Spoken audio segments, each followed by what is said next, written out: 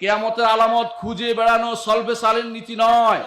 যারা কিয়ামতের আলামত খুঁজে বেড়াচ্ছে তারা বিভ্রান্ত, সালাফদের মানহাজের বিরোধী। কারণ কিয়ামতের আলামত যদি এসে যায়, সেটা যদি খারাপ হয় সেটা থেকে দূরে থাকতে হবে, সেটা যদি ভালো হয় সেটা কাছে ভিড়তে হবে।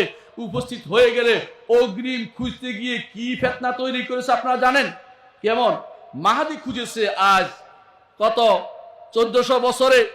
মাহাদি বোধহয় আমাদের এক ওস্তাদ বলেছিলেন 1400 বছরে 1400 মাহাদি এসেছে বা 3000 মাহাদি এসেছে।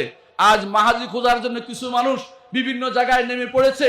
এরা বিভ্রান্ত, কোনো মাহাদি খুঁজবেন না, কোনো দাজ্জাল খুঁজবেন না, কোনো ইয়াজুজ মাজুজ খুঁজবেন না, দাব্বাতুল আরদ খুঁজবেন না, আশ্চর্য পশ্চিম দিকে উঠে যাবে এটা খুঁজবেন না। যখন সেটা আসে তখন সেটা দেখা যাবে। অগ্রিম খুঁজে বেড়ানো সলফে সালেহীন নীতি নয়। কিয়ামতের আলামত খুঁজে বেড়ানো সলফে সালেহীন নীতি নয়। যারা কিয়ামতের আলামত খুঁজে বেড়াচ্ছে তারা বিভ্রান্ত, সালাফদের মানহাজের বিরোধী।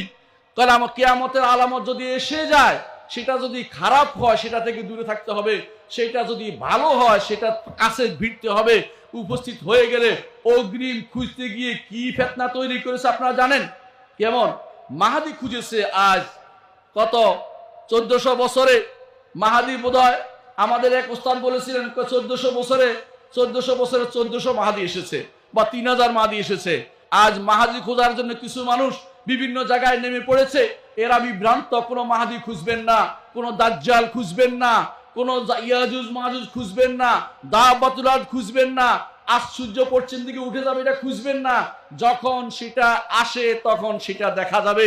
অগ্রিম খুঁজে বেড়ানো সলফে সালেহীন নীতি নয়।